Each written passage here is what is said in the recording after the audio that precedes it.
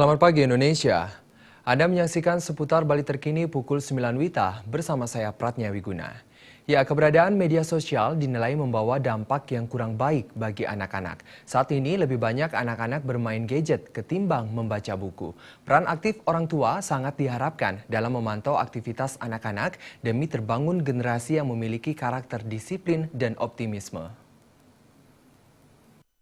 Danrem 163 Wirasatya Kolonel Infantri Inyoman Cantiase mengatakan nilai keyakinan dan peraturan kedisiplinan harus ditanamkan pada diri anak sejak dini.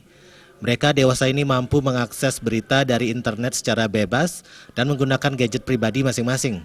Bahkan anak yang masih duduk di bangku sekolah dasar telah mampu menggunakan gadget untuk mengakses media sosial dan informasi di internet.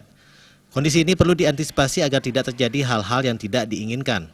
Peran keluarga sangat penting untuk mendidik anak. Cantiase menambahkan kesadaran dan minat anak untuk membaca buku sudah sangat sedikit.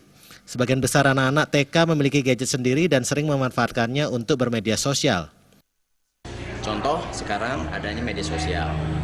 Dengan adanya media sosial, online dan sebagainya, ini rawan sekali karena ruang-ruang publik, ruang-ruang yang sangat privasi itu bisa dimasuk. Termasuk anak-anak kita ini.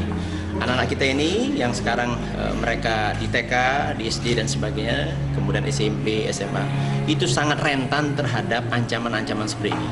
Untuk itu kita, ya khususnya Korem 163 yang bertanggung jawab terhadap Bali ini, kemudian di sini juga ada Kepolisian Negara, kemudian ada RRI, kemudian yang paling penting adalah dari rekan-rekan kita, Resimen Menua Ugrasena Provinsi Bali ini mereka melaksanakan kegiatan memiliki ide untuk segera masuk dari mulai tingkat TK.